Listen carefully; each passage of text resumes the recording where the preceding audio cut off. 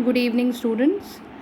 आज हम लोग मोनोपोली मार्केट, जिसको हम लोग एकाधिकार बाज़ार कहते हैं, उसके बारे में कुछ जानेंगे।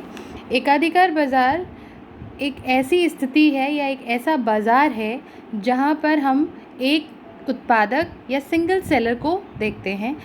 सिंगल सेलर वो जो ऐसी वस्तुओं को बेच रहा है या सेल कर रहा है जिसका निकट में कोई भी सब्स्टिट्यूट या प्रतिस्थापन वस्तु उपलब्ध नहीं है।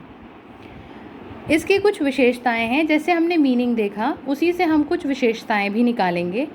सबसे पहली विशेषता जो है इस बाज़ार की वो है सिंगल सेलर का होना या एक उत्पादक या विक्रेता का होना। इस बाज़ार के अंदर एक सिंगल सेलर होता है और वही अपनी वस्तुओं को और ऐसी वस्तुओं को जिनका कोई क्लोज सब्स्टिट्यूट निकट प्रतिस्थापन वस्तु उपलब्ध नहीं होती है उसको बाज़ार में बेचता है। दूसरा इसका जो फीचर है या विशेषता है वो ये है कि इसमें कोई भी क्लोज सब्स्टिट्यूट अवेलेबल नहीं होता। दैट मीन्स इस पर्टिकुलर मार्केट के अंदर कोई भी वस्तु जो बेची जाती है उसका कोई सब्स्टिट्यूट अवेलेबल नहीं होता। थर्ड इसकी विशेषता ये है कि यहाँ पे फर्म और इंडस्ट्री के बीच में डिफरेंस नहीं होता है ना। अब हम लोग ये समझेंगे कि उद्योग इंडस्ट्री और फर्म के बीच में अंतर क्यों नहीं होता। आप लोग जानते हैं फर्म क्या होती है, एक सिंगल यूनिट होती है, और इंडस्ट्री क्या होती है, जब बहुत सारी यूनिट्स मिलके एक बड़ी यूनिट तैयार करती हैं उसको हम लोग उद्योग कहते हैं, इंडस्ट्री कहते हैं। तो जब यहाँ पे कोई कंपटीशन नहीं है, सब्स्टिट्यूट अवेलेबल नहीं है, गुड्स भी एक ही तरह के अवेलेबल हैं, तो जो फर्म है वही इंडस्ट्री है और वही इंडस्ट्री एक फर्म के रूप में काम कर रही है। उन दोनों के बीच में कोई भी अंतर नहीं है। फोर्थ जो उसकी फीचर है या विशेषता है वो ये है कि ये downward sloping demand curve show करता है ना। डाउनवर्ड स्लोपिंग डिमांड कर्व का मतलब होता है कि जितने कम प्राइस पर सेलर इस मार्केट में सेल करेगा उतना ज़्यादा उसको लाभ होगा या प्रॉफिट होगा। आप लोग देख पा रहे होंगे यहाँ पे मैंने दिखाया है ED is less than 1। Less than 1 का मतलब होता है बेलोचदार मांग वक्र का होना। बेलोचदार मतलब कि प्राइस में ज़्यादा अंतर होने के साथ साथ जो मांग है उसमें ज़्यादा अंतर नहीं आएगा। मतलब मूल्य ज़्यादा अगर बदल जाएगा तो भी मांग में बहुत ज़्यादा बदलाव नहीं आएगा, इसीलिए लेस इलास्टिक डिमांड होती है। और आप लोग देख पा रहे होंगे जो रेवेन्यू कर्व्स हैं इसमें AR जिसको हम लोग कहते हैं औसत रेवेन्यू, और MR सीमांत। औसत भी आपका नीचे की जो कि आपकी डिमांड को दिखाता है जो कि नीचे की तरफ जा रही है, और MR आपका सीमांत रेवेन्यू को दिखाता है जो कि आप सीमांत औसत से जो टोटल से जो आपको एक्स्ट्रा मिल रहा है वो आपका सीमांत रेवेन्यू है। नाउ हम लोग आते हैं इसके 5th पॉइंट पर जिसको हम लोग कहते हैं एबनॉर्मल प्रॉफिट्स, अधिकतम लाभ। क्योंकि यहाँ पे कोई कंपटीशन नहीं है, कोई कॉम्पिटिटर आपके साथ नहीं है compete करने के लिए, इसी वजह से जो भी प्रॉफिट इस मार्केट के अंदर आता है वो अधिकतम लाभ के रूप में आता है। मतलब एक सिंगल सेलर के पास ही सारा प्रॉफिट आता है, इसलिए उसके प्रॉफिट्स एबनॉर्मल हो जाते हैं, अधिकतम हो जाते हैं। अब इस छठे पॉइंट को आप लोग देखेंगे तो उस पर लिखा है बैरियर्स टू एंट्री। नई फर्मों का प्रवेश कठिन होता है, या बिल्कुल हम लोग कह सकते हैं कि वर्जित तो नहीं कह सकते, लेकिन हाँ कठिन होता है इस पर्टिकुलर मार्केट के अंदर, क्योंकि यहाँ पे कोई सब्स्टिट्यूट अवेलेबल नहीं है, सेलर भी सिंगल है, कंपटीशन नहीं है। इस वजह से यहाँ पे जो एंट्री होती है फर्म्स की वो बहुत ज़्यादा कठिन होती है। नेक्स्ट है points less elastic in demand. वही बताया आपको, मांग की प्रतिलोच बहुत कम होती है। लेस इलास्टिक डिमांड का मतलब ये है कि आपकी जो प्राइस है अगर वो बहुत ज़्यादा भी तेज़ी से बदलेंगे तो भी आपके पास, क्योंकि आपके पास कोई सब्स्टिट्यूट अवेलेबल नहीं है, इस वजह से आप अपनी डिमांड को बहुत ज़्यादा घटा बढ़ा नहीं सकते हैं, इसीलिए आपकी जो डिमांड होती है वो लेस इलास्टिक होती है।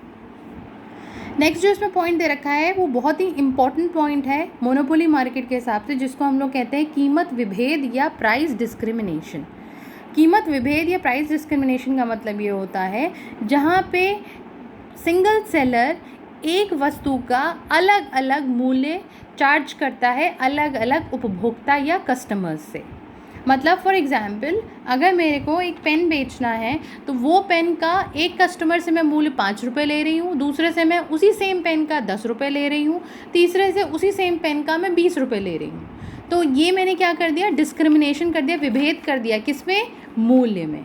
उस एक ही सामान के लिए मैंने कस्टमर से कीमत को विभेद करके, प्राइस को डिस्क्रिमिनेट करके चार्ज किया। अब हम लोग आते हैं क्योंकि मोनोपोली में भी कुछ इकोनॉमिस्ट ने अपने पॉइंट्स दिए थे, जिसमें उन्होंने प्योर मोनोपोली का नाम दिया था, विशुद्ध एकाधिकार जिसको हम लोग कहते हैं। ऐसी स्थिति में मतलब प्योर मोनोपोली, ये भी मोनोपोली है, बट कुछ इकोनॉमिस्ट ने इसका नाम प्योर मोनोपोली, विशुद्ध एकाधिकार भी दिया, जिसमें किसी भी तरह से कोई भी सब्स्टिट्यूट अवेलेबल नहीं होता और इसीलिए मांग की प्रतिलोच शून्य होती है।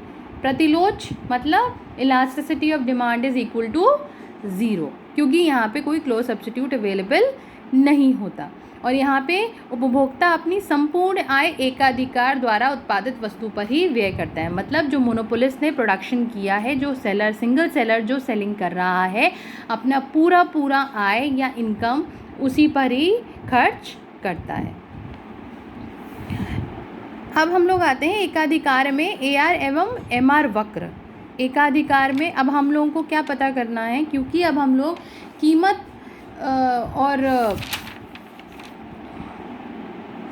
कीमत और उत्पादन का निर्धारण भी अब हम लोग पता करेंगे कि इस पर्टिकुलर बाज़ार के अंदर कैसे होता है। तो हम लोग इस चीज़ को भी देखेंगे कि एकाधिकार में AR एवं MR, औसत वक्र और सीमांत वक्र की क्या विशेषता होती है।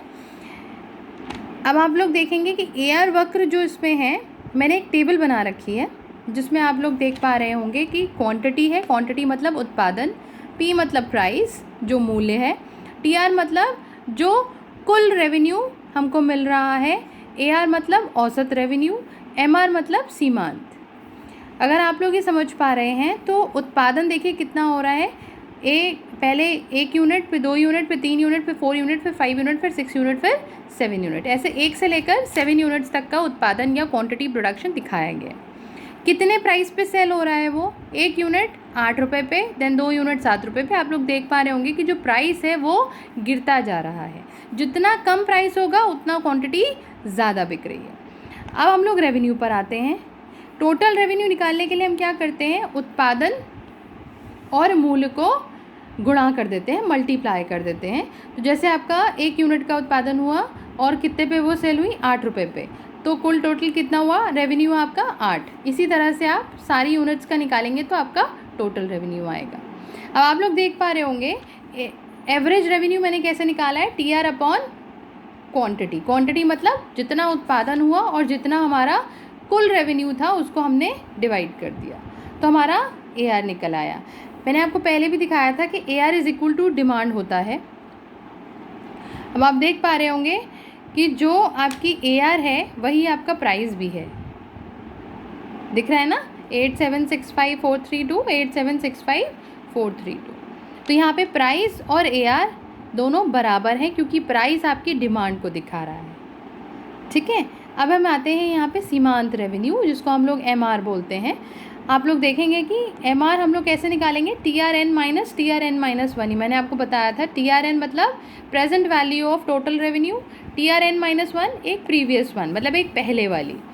तो अब आप लोग अगर इसको टोटल करेंगे तो हम TR को देख पा रहे हैं। देखिए रेवेन्यू हमारा धीरे धीरे बढ़ रहा है, 8, 14, 18, 20, 20, 18, 14 बढ़ा, मैक्सिमम कितना गया 20, सबसे ज़्यादा 20 पर है। फिर जैसे ही हमने सबसे ज़्यादा रेवेन्यू अर्न किया, धीरे धीरे रेवेन्यू कम होना शुरू हो गया। उसी के साथ हमारा औसत जो हमको रेवेन्यू मिल रहा था वो भी रिड्यूस होना शुरू हो गया और हमारा मार्जिनल रेवेन्यू 0 हुआ, 0 के बाद नेगेटिव हो गया। ये भी आप लोगों को कंडीशन पता है कि एवरेज औसत कभी भी नेगेटिव नहीं होता, बट सीमांत हमारा नेगेटिव हो सकता है। इसी को हम लोगों ने इस डायग्राम के ज़रिए भी समझाने की कोशिश करी है। देखिए हम लोगों ने y एक्सिस पर प्राइस औसत रेवेन्यू, सीमांत रेवेन्यू, प्राइस, ARN, MR लिया है और एक्स एक्सिस पर हम उत्पादन यानी क्वांटिटी दिखा रहे हैं। अब अगर हम इस डायग्राम को देखते हुए अगर ये डायग्राम बनाते हैं, मैंने कुछ इसमें इमेजिनेशन से डायग्राम बनाया है, बट आप लोग अगर इसका टोटल करके बनाएंगे तो भी डायग्राम ऐसे ही बनेगा, आप लोग देखेंगे।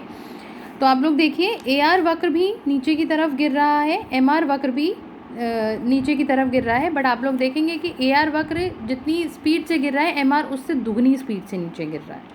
और MR जैसे ही उसने 0 को टच किया, जहाँ पे ED इज इक्वल टू 1 दिखाया है मैंने, वह उसके बाद वो तुरंत ही नेगेटिव हो गया। और जहाँ पे आप 1 देख पा रहे होंगे उसी के नीचे देखेंगे तो ED इज़ लेस देन 1 है, मतलब लेस इलास्टिक डिमांड है, बेलोचपूर्ण मांग है। और ऊपर ED इज़ ग्रेटर देन 1 है, जिसको हम लोग लोचपूर्ण मांग बोलते हैं। हम लोग आगे बढ़ते हैं, अब इसकी कुछ एक्सप्लेनेशन भी हैं, उसको भी देख लेते हैं। जब AR वक्र ज़्यादा लोचदार होगा तो वहाँ पे ED इज़ ग्रेटर देन 1 होता है। कैसे होता है? क्योंकि MR वहाँ पे धनात्मक है, धनात्मक मतलब MR पॉजिटिव है और उत्पादन में वृद्धि हो रही है, मतलब TR बढ़ रहा है। दूसरा अगर हम देख पा रहे होंगे तो क्या है, जहाँ पे बराबर है, AR वक्र मध्य बिंदु के लोच इकाई के बराबर E इक्वल टू 1 होता है, जहाँ MR 0 पे होता है और TR का जो उत्पादन है वो स्थिर हो जाता है। आपने 20-20 वाली क्वांटिटी देखी होगी ना, वहाँ पे TR कांस्टेंट हो गया है। जब AR वक्र बेलोचदार होता है, मतलब लेस देन 1 होता है, तब MR ऋणात्मक मतलब नेगेटिव स्लोपिंग होता है। वहाँ पे क्वांटिटी में वृद्धि के साथ साथ TR क्या होने लगता है, घटने लगता है। तो ये 3 कंडीशंस हैं AR और MR की, जिसको हमें इस पर्टिकुलर बाज़ार के अंदर समझना है। अब हम लोग आते हैं, क्योंकि ये बहुत इंपॉर्टेंट टॉपिक है तो हमें उत्पादन कीमत का निर्धारण भी समझना पड़ेगा इस बाज़ार के अंदर कैसे होता है। तो उसके लिए हम 2 नीतियाँ अपनाते हैं। पहली नीति है कुल आगम एवं कुल लागत विधि, जिसको हम लोग TR एवं TC मेथड बोलते हैं। और दूसरा है सीमांत आगम एवं सीमांत लागत विधि, जिसको हम लोग MR एंड MC मेथड बोलते हैं। अब यहाँ पे 2 तरह के मेथड्स भी हमारे पास 2 तरह के हैं, और टाइम पीरियड भी हमारे पास 2 ही तरह का होता है। एक है अल्पकाल और दूसरा है दीर्घकाल। अल्पकाल मीन्स शॉर्ट रन, दीर्घकाल means long run. Short run में जब हम बात करेंगे कीमत निर्धारण की, तो हम 3 तरीके से पता करते हैं। पहला है अतिरिक्त लाभ, जिसको हम लोग एबनॉर्मल प्रॉफिट बोलते हैं। दूसरा है सामान्य लाभ, जिसको हम लोग नॉर्मल प्रॉफिट्स बोलते हैं। और तीसरा है हमारा हानि, जिसको हम लोग लॉसेस बोलते हैं। जब हम लॉन्ग रन में इसी पर्टिकुलर बाज़ार के बारे में बात करेंगे तो हम लोग अतिरिक्त लाभ यानी एबनॉर्मल प्रॉफिट्स के बारे में बात करते हैं। मतलब जो फर्म है वो लॉन्ग रन में क्या अर्न करती है, सिर्फ और सिर्फ एबनॉर्मल प्रॉफिट इस पर्टिकुलर मार्केट के अंदर। सो स्टूडेंट्स, आज के लिए इतना ही। मुझे लगता है आप लोग को ये वीडियो में काफ़ी कुछ समझ में आया होगा। अगर आप लोग को इसके साथ कोई भी दिक्कत हो तो आप लोग मुझे गूगल क्लासरूम पर मैसेज कर सकते हैं, मैं उसको फिर से समझाने की पूरी कोशिश करूँगी।